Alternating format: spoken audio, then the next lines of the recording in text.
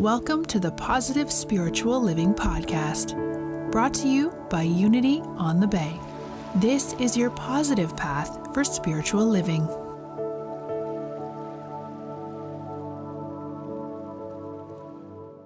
All right.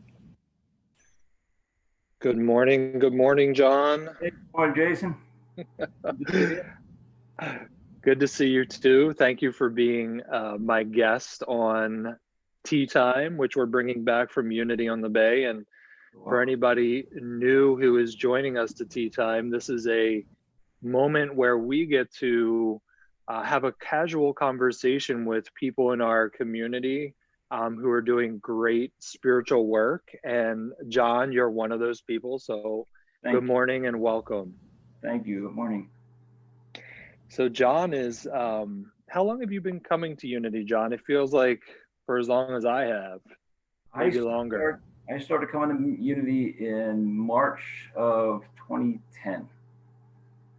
March of 2010. So yeah, that's about as long as I've been coming as well. So maybe we walked in the doors at the same time. Wow, that'd be amazing.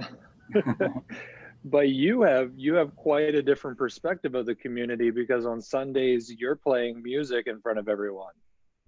Yep, right next to my beautiful wife, Rachel. Yeah. Yeah, how's that been for you? It's amazing. In fact, Rachel is the one who brought me to Unity on the Bay. We started dating in February of 2010, and it was about a month later that she told me about this amazing community. She was a member of the choir at that point for a number of years, and she told me, she said, "You got to come to this place. The music's incredible. The people are incredible. Chris Jackson's amazing. You got to come because the energy is incredible." And she was absolutely right. I mean, I fell in love with Unity on the Bay from the first time I walked in the door. I mean, the music ministry, of course, was just amazing. And when I was greeted, I mean, from the minute I walked in Unity on the Bay, I was greeted with all this love, and people were welcome and glad you're here. And it just, the energy was just so like positive and loving. I felt welcomed from the first minute I showed up. Yeah, I had a similar experience. My best friend had found Unity, and then the next day she called me. She's like, "You have to come to this place. It's amazing. Yeah. The people are awesome. It's positive." And I was looking for a spiritual community at the time, and I joined. I came one Sunday. The music was amazing. The message was amazing. And then now I'm a staff member there. Yeah. So God, Jason. Thank you, John. Thank you. God works in mysterious ways. You do an amazing job for this church. Well, it's my pleasure. I love it. And I wanted to change other people's lives like it's changed mine. Yeah. So here, if you're just joining us right now, this is Tea Time, and I'm talking with John Davis, the author of Accept, Connect, and Heal. And I have his book in my hand right now. And John, I have to say, I love that your book is small. I love small spiritual books because oftentimes I think they contain the most potent spiritual teachings, which I think your book does. And I absolutely love it. Thank you. But I wanted to start off by reading the foreword for people and ask you some questions from there. Sure. So John says, "My entire life, I have had so many ideas rolling around my mind that needed to be expressed. We all do.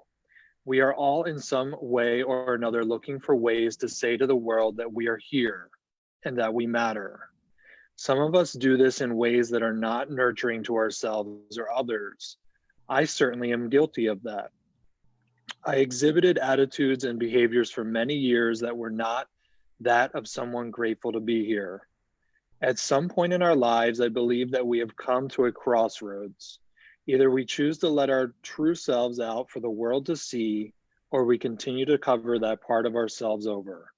We are given a choice through some sort of grace. I personally believe that this grace comes from a power outside of ourselves." I wanted to read that, John, because I know for knowing you for a long time, I know that you had these ideas stirring inside of you and you were beginning to express them. Was there a turning point in your life where you were like, I have to get this into a book and I have to get this message out there? Yeah, yeah, there was. It was really interesting how it happened. It was around spring of 2018. There were some events going on in the schools. Somewhat particularly because I work in schools. I teach music in the schools as a contractor and also as a private teacher. Mm-hmm. And I was watching on the news. There was a lot of violence going on in the schools. So there was around the time there was some school shootings going on, and I was feeling very powerless. I was feeling powerless to do anything about it, and there was some fear about walking into school again. You know, and the question that came up to me was like, what can I do about this? Is there anything I could possibly do about this? And I just kept throwing that question out there to God, to the universe. And one day I was in my car and I took my phone out, and all of a sudden these thoughts just came to me. Like the way I look at my writing in general, and specifically this, it's like it's being downloaded or something. It's almost like I'm like a scribe of some kind. Like it's not coming from me; it's coming through me, kind of feeling. Mm-hmm. So I just started writing all this down, and every day it started pouring out of me. And basically, what happened was I got so much of this material together. I started sharing it on Facebook and Twitter and LinkedIn. I started sharing all these things, and I started getting some feedback from people at Unity on the Bay, and some of my other friends, and they said, "Wow, I resonate with some of this. This is something I can relate to in my own life. This is something I've been through," or they could relate to it. And somebody mentioned to me, I think it was somebody in the choir. I mean, several people. Millie Font had said something to me, and Susan, and just a whole bunch of people said to me, "John, what, why don't you put some of this together in a book or something?" And I was like, "Oh, okay." So literally, that's how it came together. Is people encourage me, just like many things in my life. I get loved into things. People just encourage me to do this, and so I said, "Okay, let me put it together and see what happens." And I hired a wonderful lady by the name of Jo Harrison in France to help me with the formatting. And I got a friend of mine, Gina Nolt, who did the beautiful artwork on the front. I hired her to do the artwork. And she's been a good friend of mine for years and years.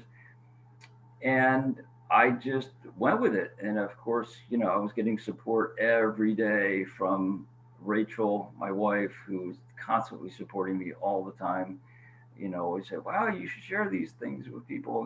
People would get something out of it." So that's how it happened. It was just, I didn't even think of this. It just, although my entire life I've been writing, even as a kid, I was writing all the time, and I would write things down.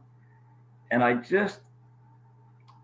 didn't think other people wanted to hear it. Frankly, I was like, wow, I don't know who would listen to this. And it took coming into a loving, supportive community like Unity on the Bay and being with Rachel, of course, who was incredibly supportive, to bring this out of me and say, you might want to share this with people. And because I've always wanted to do it, I've always wanted to share this stuff, but I just never felt like I could do it. But now I feel like I'm getting the support to do it, and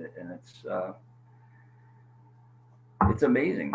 I don't even know how to explain it, but it's a very organic process for me. Yeah. Was there any time around that journey that there was fear, like if I put out this message that I'm receiving, that people are going to shoot it down or people aren't going to believe it? Did you have any sort of that fear? Absolutely. Yeah. I guess the thought that goes through my head, it still does, sometimes, is like, who am I to share this? Yeah. Who am I to share this? And I'll tell you, something that really got me through that was I had a conversation with Martha Creek, who's a beloved uh, member of Unity, of course, that a lot of people know Martha Creek. And I had a conversation with her after a service, and she said to me, she said, here's the thing. You're the only person that can bring your message because you're the only you that ever existed. Yeah. It can't be anybody else's message because there is no other you. It's not that you're better than, it's not that you're less than, it's that there's only one you. And so that really inspired me, really inspired me when Martha said that to me. It really gave me so much, I don't know the word, confidence, because it reminded me that all I need to do is just show up as me. I don't have to pretend that I'm anybody else or try to be anybody else or be like anybody else. All I need to do is just be me. And it shows. And what she said was that everybody has that gift. Everybody has something about themselves that's special and unique and that the world needs to hear. And she said, why not you? Why would you not include yourself in that? Yeah. It was really, right. It was very empowering. It really was. And that's what I try to do every day, is try to remind myself and other people that everybody has that gift, and the world, again, the unity theme was being one. I have the gift, you have the gift, everybody has that gift. And Martha Creek has been so inspiring to me around that message. It really helped me a lot.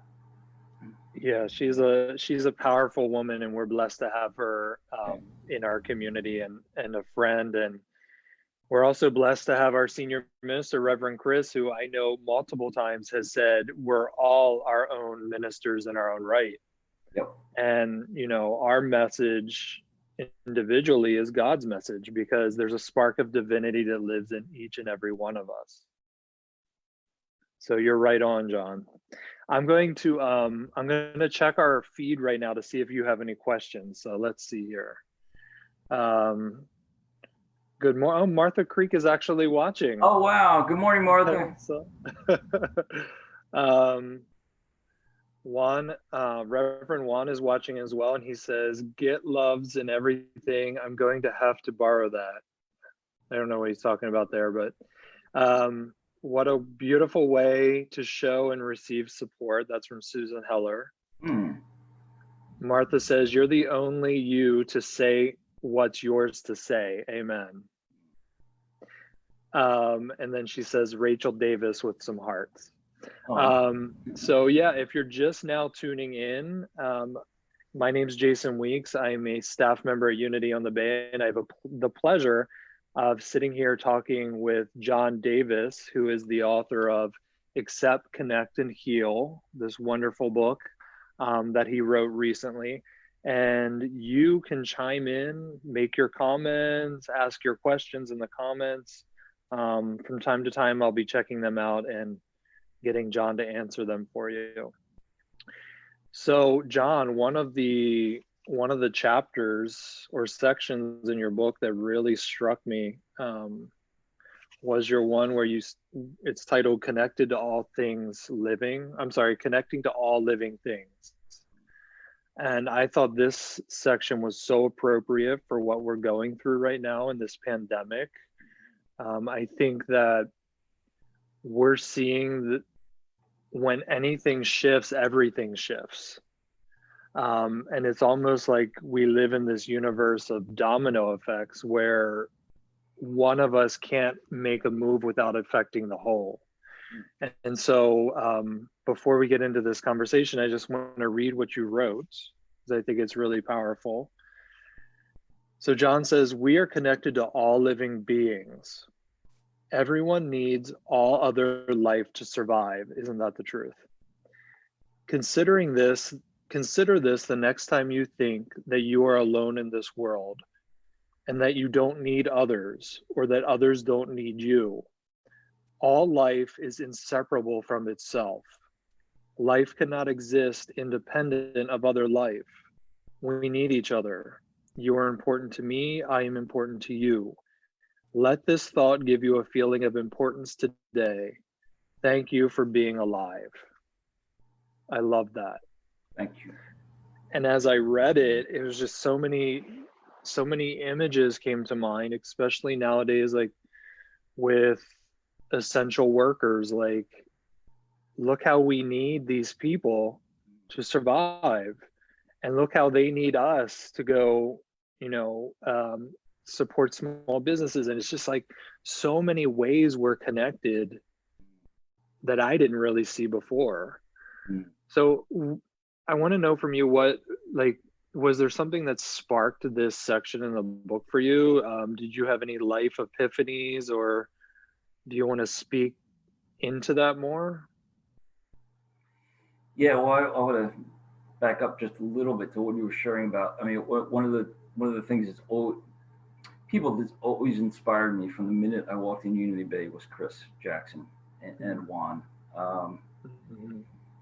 And they always talk about this connection of being one. And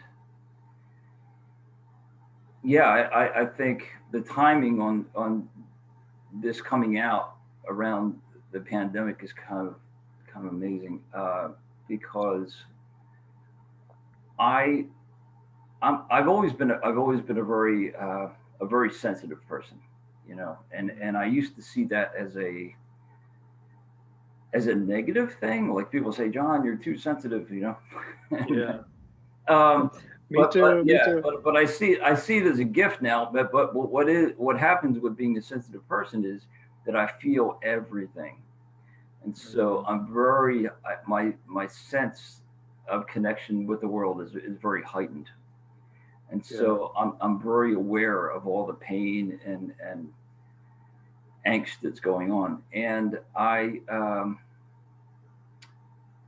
really get it that the person who shows up with my packages from Amazon, and when I go to the grocery store and the person is standing there taking my card, and the person putting the food on the shelf, that if it wasn't for those people, I wouldn't be eating.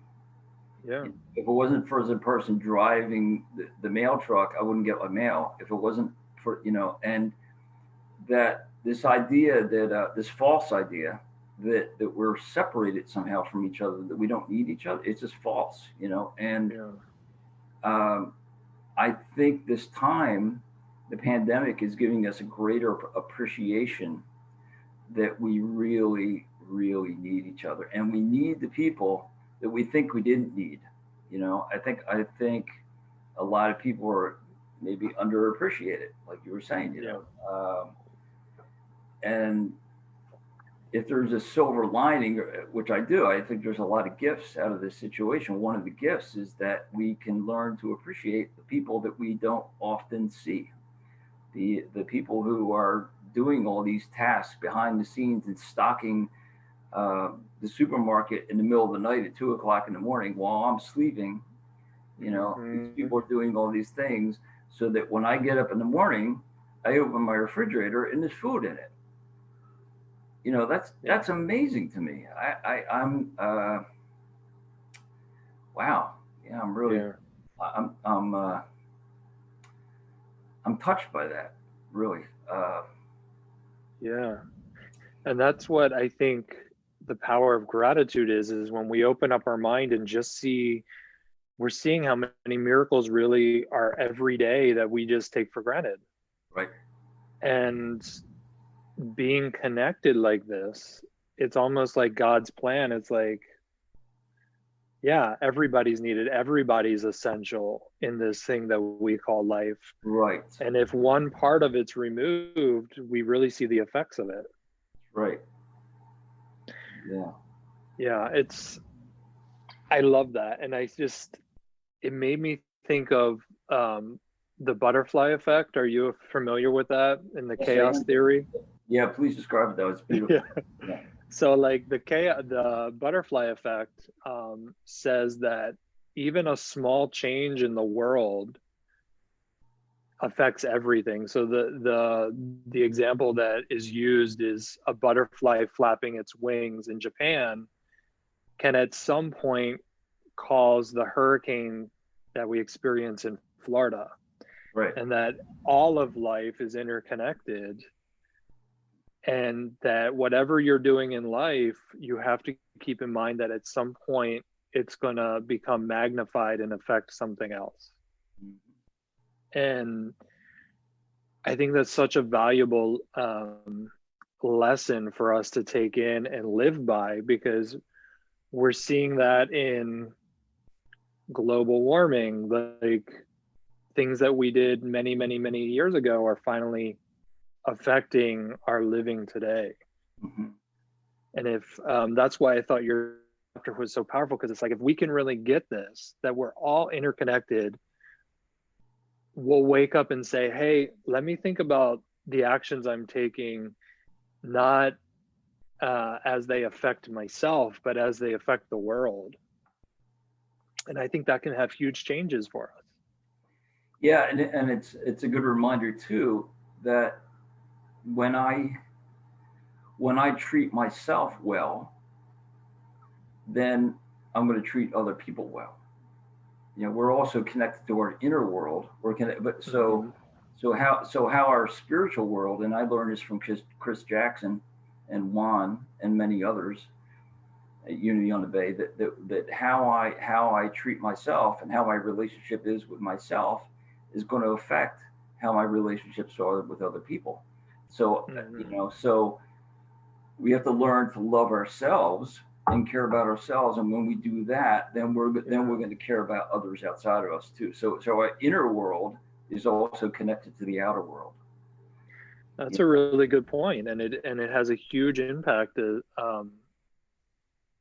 who we are as human beings. When we do that inner work, Right. our behaviors change. You're absolutely right. I didn't even think of that.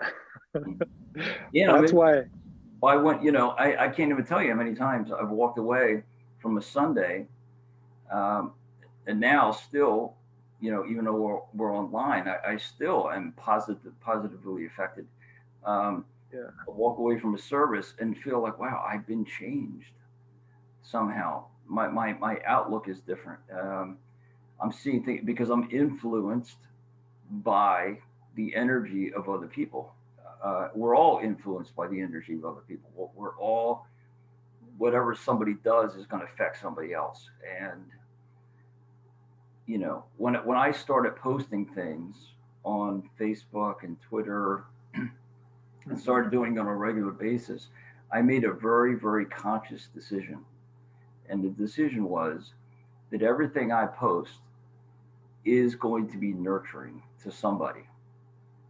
It's, Mhm. I see people online saying this thing about that person and putting that person down or that institution down or whatever. Um, we see a lot of that negativity. And I said, no, I'm not going to be a part of that. Everything I post is going to be supportive and positive, because what I write and what I say is going to have an effect.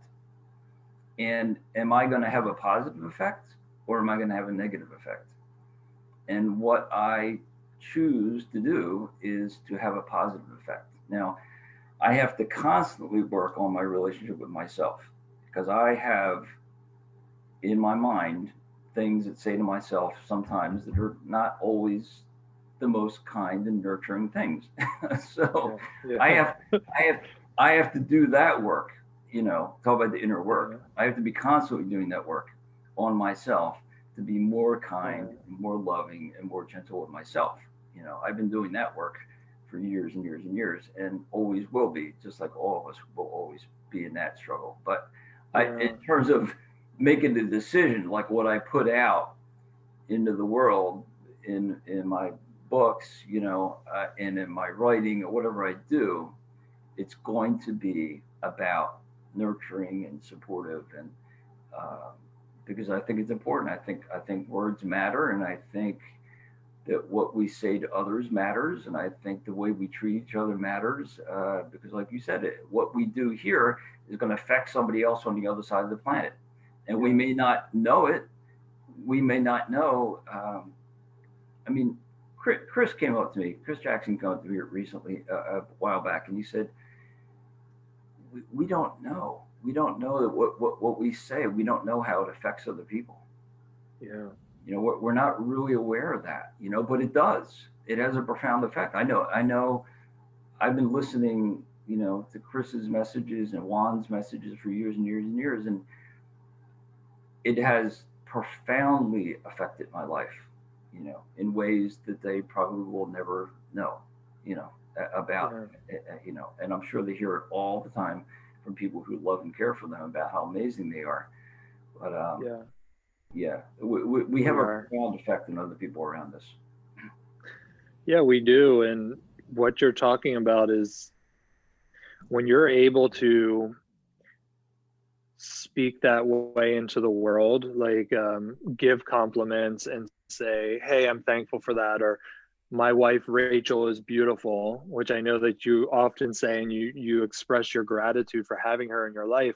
Absolutely. That takes a certain level of self-worth already, because when you have that inner chatter, we all have it, that's nasty, that's telling you can't, if you don't really work on that, then you're not able to love other people because you're just not capable of it. Oftentimes people who live out of those thoughts, they go around condemning and criticizing other people and using their words not for good. Like, you're using them to uplift people, to brighten people's day, to make people feel better. And I think that takes a certain amount of self-worth, which you've done. It's evident that you've done it, and I'm hearing you say it takes a daily practice, because that mind is always going, telling you you're not good enough. Why write this book? People aren't even going to read it. Who am I to write this? Like you said. So breaking through those boundaries is evidence that you've done your work, and it's beautiful to watch. Thank you.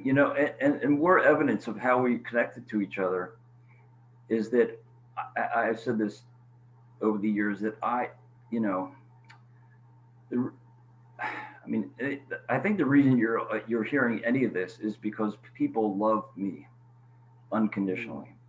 There have been so many people around me, including, like you said, Rachel, and Chris and Juan and many others. I've had so many people in my life that have literally loved me, into a state of where I'm starting to think, oh, really? Am I okay? I've been loved into that. Like, I didn't just come up with that. It wasn't like, oh, I just woke up one day, oh, I love myself, or I care about myself. Yeah. It was like other people have just over and over and over supported me. I can mention the choir, one of the most loving communities I've ever been a part of is the music ministry at Unity on the Bay. There's so much love going on. And every time I come, there's just this very loving energy. And so I need to be a part of that. I mean, that's another draw to me is Unity on the Bay, is there's so much love going on. And I need to be a part of that, because that's how I get loved. I literally have to be around that. I have to be immersed around loving, kind people, because that's how so I've been loved into this. You know what I mean? I've just been loved state, and it's a process. Like you said, it's a process. Yeah, I'm smiling because I have the same journey. Like, being in a loving, nurturing community like Unity on the Bay has given me that safety net for me to go out and explore things in my life, that I've always wanted to do. Right. So as you were saying that, it was like my soul was just smiling. I was like, yes, I absolutely connect with that. Yeah, because you'll be supported. Yeah, and it's like walking a tightrope with it, knowing there's a safety net under you. Exactly. It's like, okay, I can do this. And if you fail, or you make a mistake, or something happens, somebody will catch you. It's like, okay, nobody's expecting to be perfect or have it all together. Nobody's sitting there like, oh, you need to have all your stuff together. It's like, no. Yeah. No. Beautiful. Let me, I'm loving this conversation. Thank you, John. I'm going to look at some of the comments to see if we have any questions. Okay. Reverend Chris says, John, what can a person do to open their inner creativity such as you have?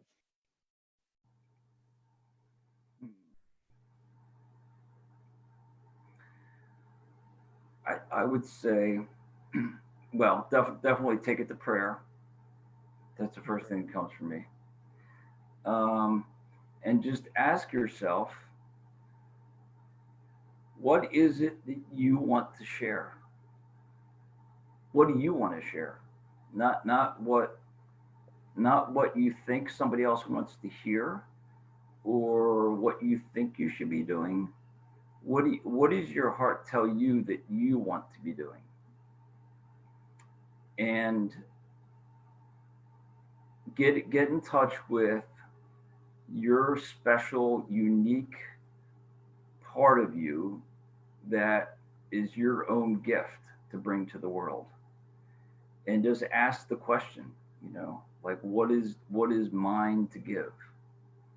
What should I be doing? And place importance on that, and say what I want to share is important. Again, going back to Martha Creek's comment, it's important because you're the only you that's ever been. And really try to get in touch with that unique part of you, that special gift that you have, and then seek out the people that will support that and be nurturing around that. But it first comes from within. I believe it comes like asking the question, what do I need to be doing? What's important to me, and what do I need to share? And you will find that when you share that, there will be people who resonate with it. Not everybody will resonate with it. It's never going to be a universal thing, but you will feel good because you're doing it, and you're going to feel good that you're sharing what's important to you with the world. And you're going to feel like you're validating your existence. You're validating your existence. You're validating your importance, and you're also like the shine. When you shine your light, it inspires others to shine their own light. It's that concept. So when you allow yourself to light your own gift out, you're going to inspire other people to do the same thing. And that's how I get inspired. When I see other people shine their light, and I look at all the other people, there's amazing people that I have who inspire me. When I see them, it inspires me, like you were saying, to come to unity, and it's a safety net. So that's how I would approach that. And John, this goes back to what we were talking about. All things are connected. You breaking through these boundaries and saying, hey, my message is important to the world, or at least important to some people, have now inspired other people to do the same. I know I'm inspired to now write a book because you wrote one. Wow. And that's something that I never thought, like, I have my doubts about. Like, I'm sure, like everybody else, like, oh, is my message important? But even if there's one person out there that needs to hear it, you're fulfilling that need in the world. And we just, what I'm hearing you say is that comes from the heart, and that heart's desire just can't be ignored. It's like a purpose that needs to be fulfilled. Shall we go back to the comments and see if somebody else has a question for you? Sure. Oh, there's a lot of juicy stuff on here that are comments that you're going to have to go back and read later. Let's see. Omar has a question. He says, John, as you were writing information down, how did you hone it down to those in your book, assuming there were multiple ideas coming from your head? Wow, what a great question.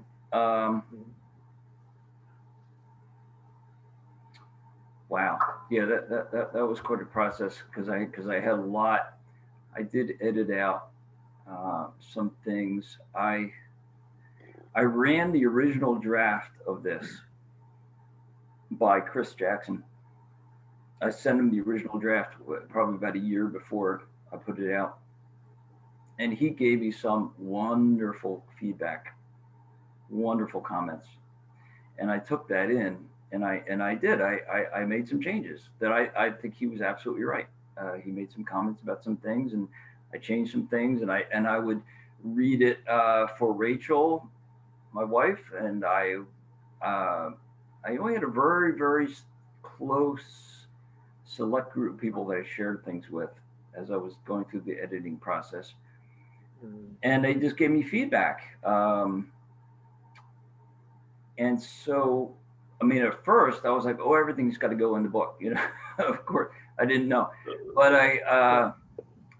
it really, the feedback I would get from people really helped me edit, kind of whittle down, like, what is my message? What am I trying to say? Again, I had to keep asking that question, like, what am I trying to say here? You know, what is my message? And ultimately, the message was that if I can when I accept people, I will connect with them. And if I can connect with them, then if we can accept each other, we can connect with each other. If we can connect with each other, we can heal each other. And that was the message. And so I had to filter everything I wrote in the book. Does that fit into that? Thanks, that's your title, yeah. Does that fit into that? And if the answer was no, if there was something negative, if there was something that was either maybe being accusatory of somebody or talking about a certain institution or a certain political party or a certain personality, you know, if there was any of that in there, I was kind of like, no, that's not my message. That's not what I'm trying to do. So I had to constantly, that was my filtering process, does this fit into the theme? Is it uplifting? Is it going to encourage somebody? Is it going to be, are you going to put something positive into the world that's going to have a positive influence? And if the answer is yes, great, do it. If the answer is no, please don't share that, you know. So that's how my process went. Again, it was along the lines is extremely organic. It wasn't like I wrote down an outline.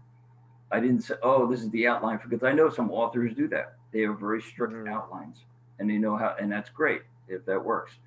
For me, this was it was organic, and it just kind of happened as it happened. Yeah. Do you have a process? Like, I know that you have a prayer practice. Do you meditate often? Do a lot of these messages come through when you pray or meditate? Yes, I meditate. Rachel and I meditate every morning together. It was a beautiful part of our morning time. And these messages come to me literally sometimes when I'm in the shower. They come to me when I'm driving. They come to me when I'm cooking. They come to me when I'm putting on my shoes. They come to me when I'm brushing my teeth. I mean, literally, like, I have no idea when these, like, and Rachel will laugh, because what happens is I'll be like in the middle of brushing my teeth, and I'm like, oh, excuse me, I grab my phone and I just start writing stuff down. Like, get out of my way. I have to write this down. My experience is, if I don't write it down in that moment, it flies. It just leaves my head. Like, that's it. And usually it'll never come back. So is there a feeling that's associated with this? Yeah, it's a feeling of urgency. like, you need to write this down right now.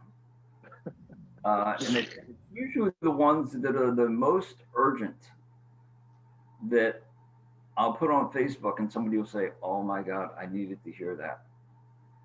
And I'm like, Wow.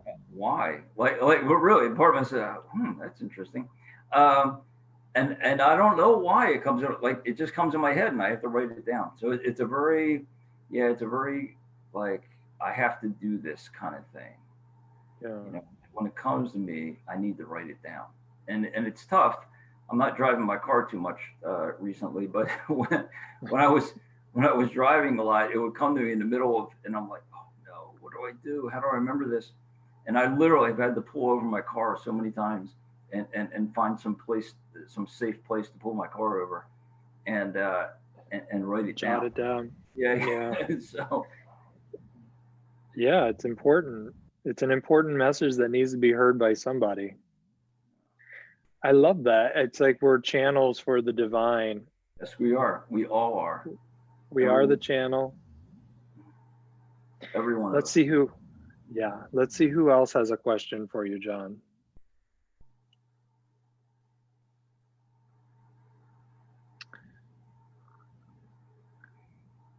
There's a lot of comments, not too many questions.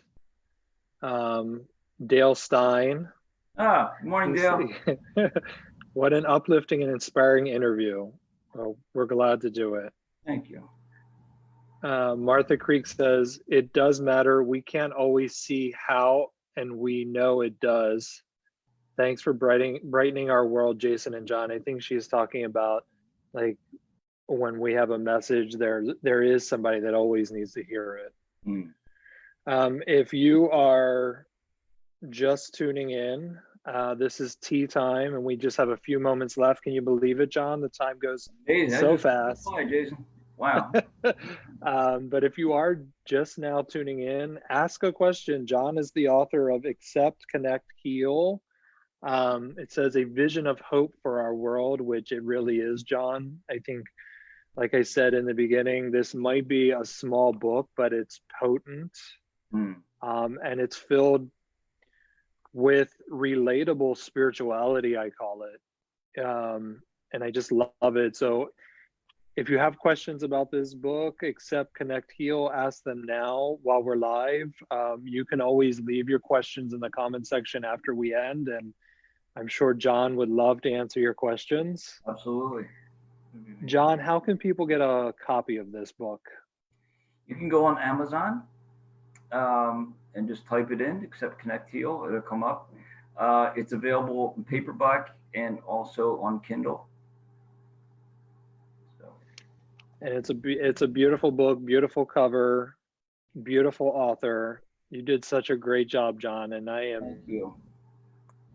Like you, I'm sensitive. I'm just so proud of you for writing this book and overcoming that self-talk and realizing that this is something that the world needs to hear.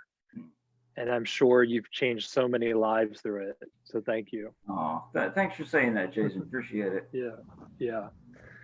So do you have any parting words for people, John? Any message that you want to send out to the world? Well, I just want to say how grateful I am, Jason. You asked me. I really, I'm humbled by it. Really, I really am. I was talking to Rachel this morning. Like, out of all the people at Unity on the Bay, that Jason would call me up and say, "I want to interview John." And I'm like, wow. Like, I'm sure. Yeah. I'm in awe of that you chose me. I really, I don't even know what to say about it. It's really amazing. I'm just so grateful, for Unity on the Bay and how everybody in this community has stepped up during this time. Chris and Juan and just the Hour and Dale. And I mean, there's so many people, including yourself, Jason. You've been doing an amazing job for us. Thank you. Amazing job every week. And I just feel so blessed. I can't wait to get back with Rachel and music ministry and play music again on Sunday. I'm really missing it. But I'm just so grateful to be here. And I feel blessed. I feel honored. Well, you're a blessing to our community, no doubt. And this won't be the last tea time with you, I'm sure. I feel like there's another book in the works, possibly. There is. I'm writing it now. I'm working on it. Yep. Awesome. So if you could just give if you were talking to one person right now in the world, what would you say to them? What would the message be to them right now about life? About life, I would say be yourself, and there's somebody who needs to hear what you have to say. I love that. You're important. You're important. It's so true. Thank you, John. This has been amazing. Thank you, Jason. And we will definitely have you back on Tea Time. Thank you. Keep up the great work. Thank you. You too. And I'll see you sometime soon in real life on Sunday morning. Yes. Take care. All right. God bless, Jason. Thank you. Same to you. All right.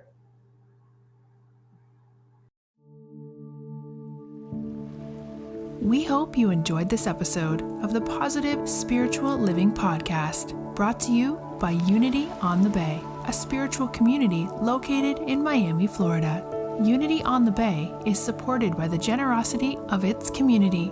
If you'd like to make a donation or learn more about Unity on the Bay, please visit unityonthebay.org. You can also follow Unity on the Bay on Facebook, Instagram, and Twitter for even more positive spiritual inspiration. Until next time, thanks for listening and many blessings. Namaste.